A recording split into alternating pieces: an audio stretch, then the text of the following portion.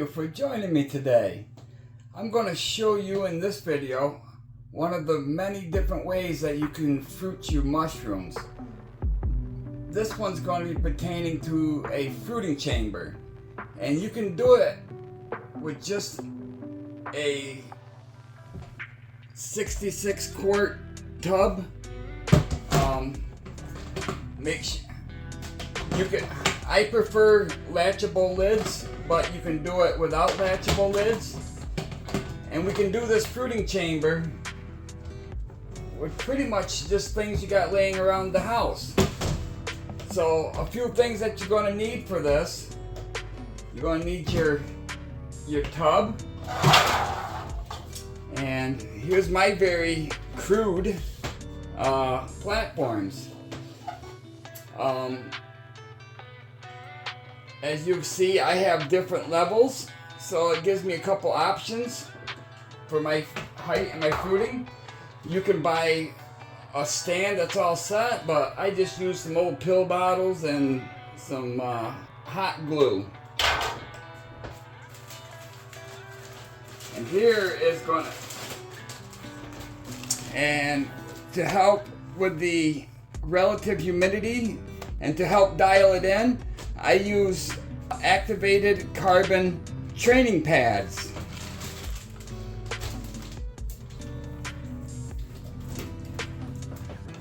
A couple bottles of drinking water, some tape, scissors,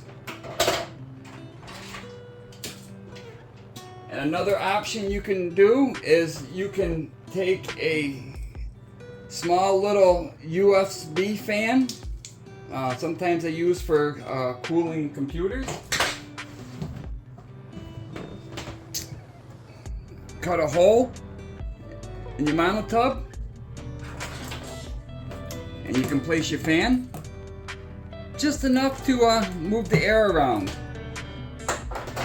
A lot of times in my environment, I don't even need the fan.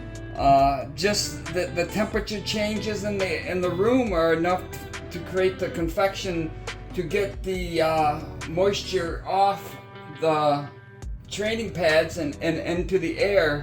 So let's set up our mono tub. So what I'm going to do is I'm going to wipe everything down that's going to be in there, except the puppy pads, with paper towels and 70% isopropyl.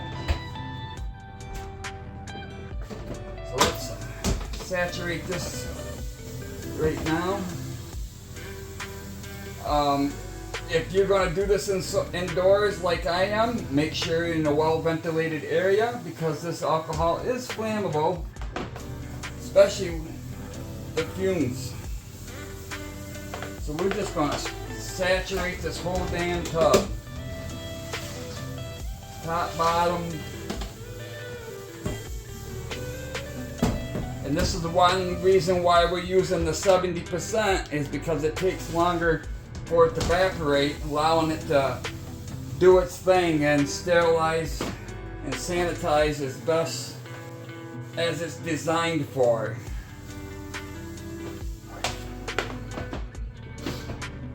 So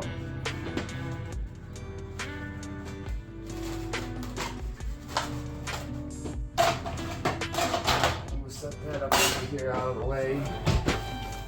Wipe our tub down. Try to get all those nooks and crannies, you never know.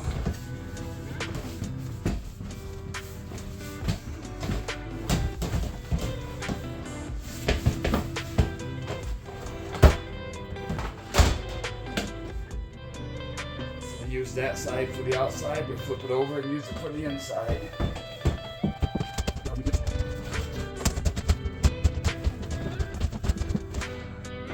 There's our lid. Let's wipe that down to the best of our ability.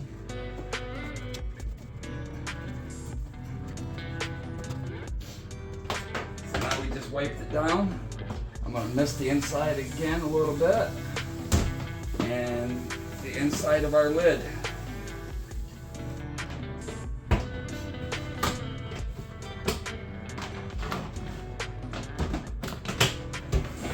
that aside.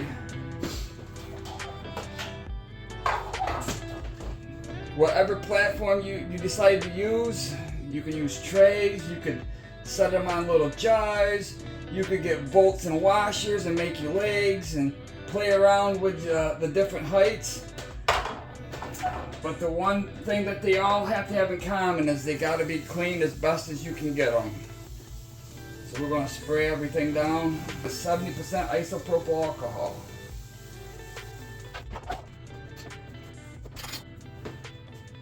We'll take some paper towels and kind of moisten those up a little bit too.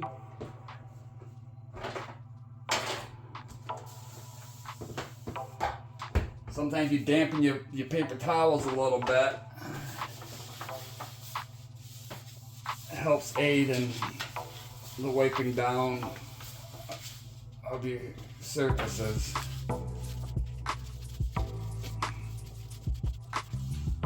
So there we wipe that one down.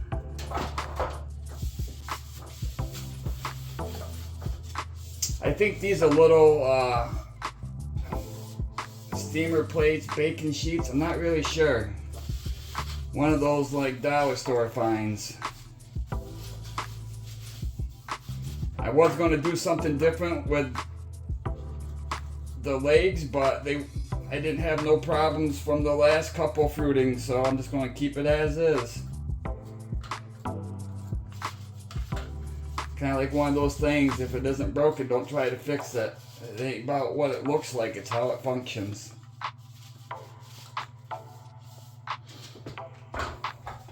Alrighty, so I'm just gonna mist these a little bit. I don't want to soak them. Kind of like figure out, I'm just gonna mist them so by the time I get done preparing the inside of the tub, these will mostly be dried off.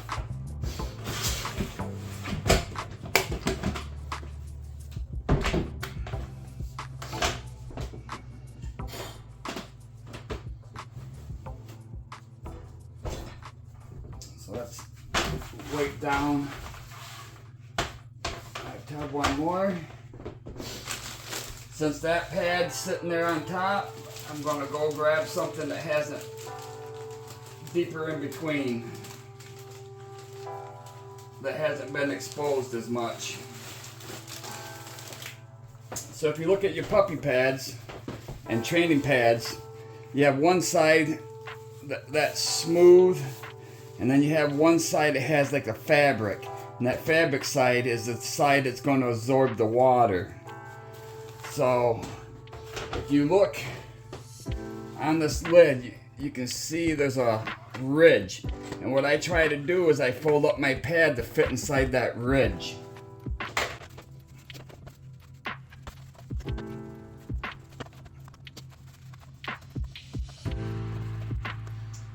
Alright, let's flip this around.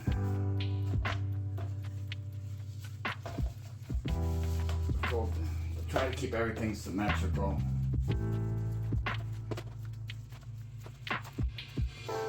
You can fold it down any way you want. What I'm trying to do is get a little bit of this absorbent material. I'm just trying to get a little bit of this absorbent material that's facing down. So if I oversaturate it and the top can't take it, I can soak up some of that water that may be spilled out to the side, so I won't have any standing water.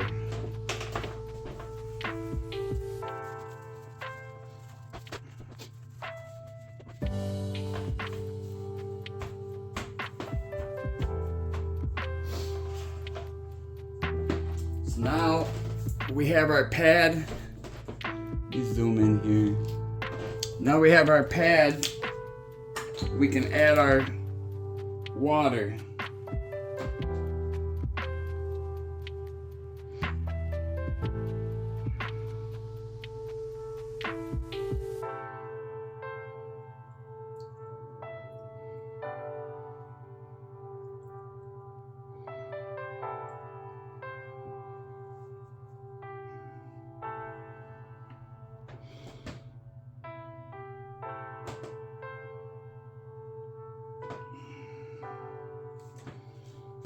So we'll leave it a quarter bottle, because I don't want to oversaturate it so it runs off.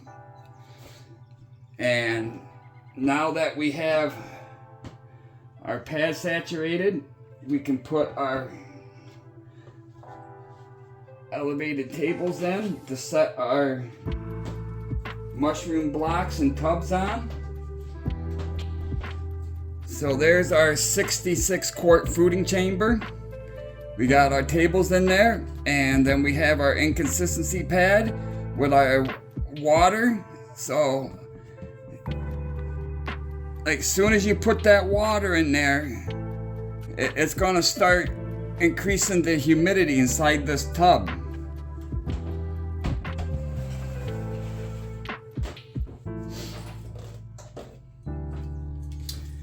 There's many different style fans. You're just gonna have to find something that works for you. This is something small enough that my electricity bill won't even know. And I think they're 1.5 inch fans. So I don't really use it, but since I'm down here wiping everything down, I'm gonna wipe it down. I'm gonna temporarily add it to the hole just in case I need some air current in there. Kind of like setting it up now before I need it, instead of trying to fumble around when it matters the most.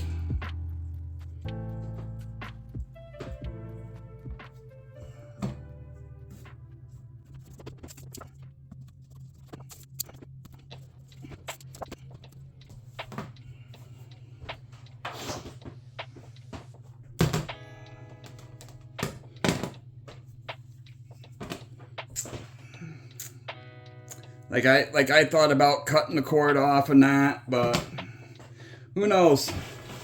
Maybe someday I'll take and run 2 tubs and have one fan for that one fan for that one. That's the only reason why I don't cut it off, because that is a possibility.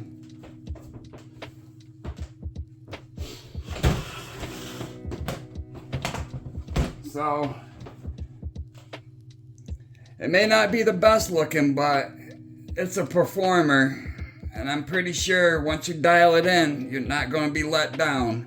There's just many different ways of doing it. And then this is just one of the ways it works for me with what I have available. So what we'll do, we'll end it here and we'll pick up on it on another video. Because I got to move this. And this was just an introduction to this type of fruiting chamber. I have many different other types of fruiting chambers that I'm going to share, but this one right now is going to work with what I need, so I figured we'd start with that. And we'll pick up the video when we get ready to add the mushrooms to the fruiting chamber and add a little bit of more moisture.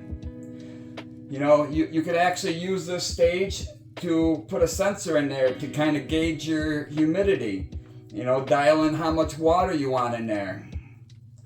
The main thing is you just don't want to oversaturate the training pad. So, alrighty, thank you very much. If you have any fruiting chamber tech ideas you'd like to share them in the comments. I'm always willing to learn and try something new. That's what this is all about. So, thank you very much, and I'll see you on the next one. Bye-bye.